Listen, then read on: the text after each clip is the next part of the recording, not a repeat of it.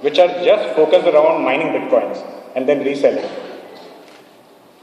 Digitization of traditional banking. Commonwealth Bank, one of the largest banks in Australia and a large HCL customer, they introduced an app called Catching, and it was downloaded 750 times in a year. About $4 billion of transactions were processed through it. Imagine. And it's the most frugal way to do it. In fact, banks don't want you to go to the bank now. This whole network expansion, getting ATMs.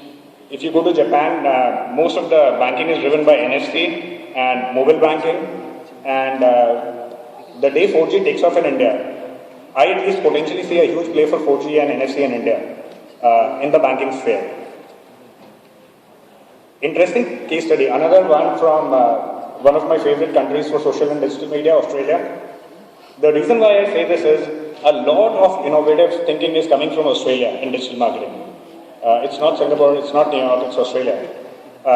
This is the Sydney Metro, and what they did is Melbourne Metro, and what they did is very interesting. They were seeing a lot of accidents on the metro, and they came up with this whole campaign called Dumb Ways to Die. It's a very funny video. If you go to YouTube, which is seen hundreds and thousands of downloads, it's a very catchy lyric. There is a website, there are games around it, and this whole campaign resulted in 21% reduction in accidents. You would have also seen the video from a famous airline, Virgin, on the safety video. If you can take a boring thing like a safety instruction and really, spin it, put it on social media, add catchy lyrics, your chances of retaining the interest and attention of Gen Y increases tremendously. 60 million YouTube views. Interesting statistic on YouTube. Less than 1% of YouTube videos cross 1 million views. So 16 million views is interesting. 4 million shares, 15 million game players. So they are not the Electronic Arts of the world, they are not the Zynga of the world, but 15 million game players. Huge. This was the #1 app in 18 countries for some time. And earned media coverage was 60 million. Now, isn't that something which all of us would want as brand marketers? The fourth case study is for a brand called Burger King. And Burger King is a very interesting brand. In terms of brand tonality, they're very direct, they're very in your face, they're not apologetic, they are totally irreverent. They did a very interesting thing in Burger King, Norway. They said, we'll give you a free Big Mac, and McDonald's is the largest competition, if you unlike our page. But we will ban you from our page. We'll give you a free McBurger, but we'll ban you from our page. And what happened is very interesting.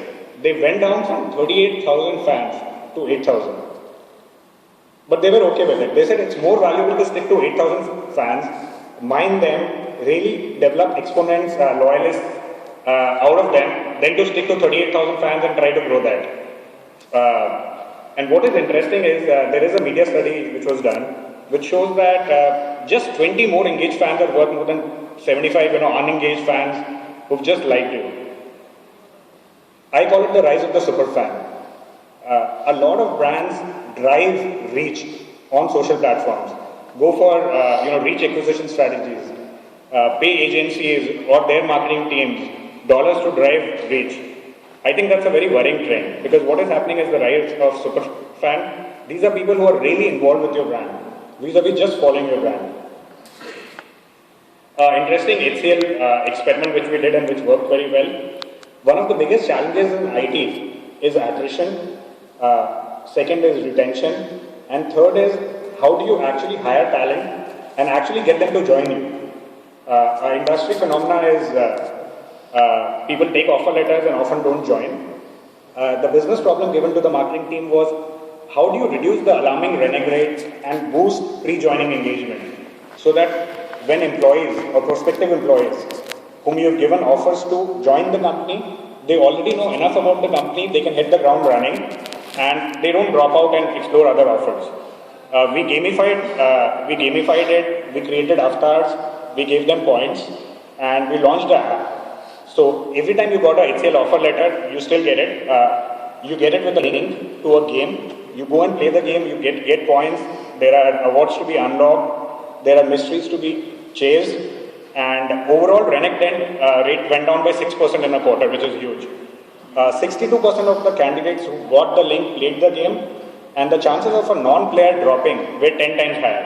So we reduced the renege rate of people who played the game by 1/10, which was very interesting. Another thing which we are doing, which we've just launched yesterday, is we are holding one of the largest interviews totally on Twitter. In fact, the offer letter is also going to be released on Twitter. And we just launched it yesterday. And the hashtag is coolest interview ever. The site is called coolestinterviewever.com. And you will see this happening in Houston. So how do you take social media and actually use it as a force multiplier on strategic business functions like hiring, retention, finance, supply chain? And I'll show you an interesting video now.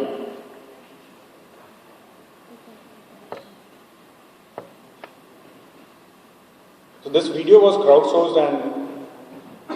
Good morning, sir. It is a pleasure to be here, and even greater pleasure to meet you. I feel that I would be a great fit in your organisation.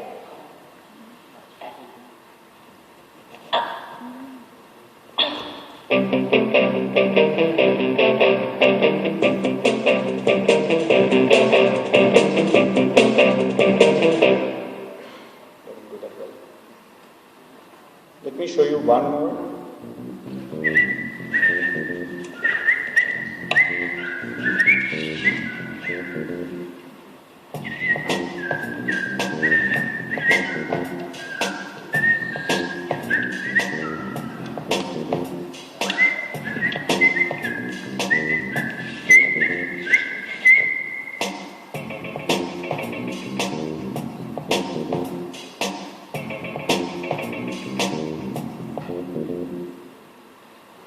Thank you. Good morning, sir. It is a pleasure to be. It was a pleasure speaking here, and thank you.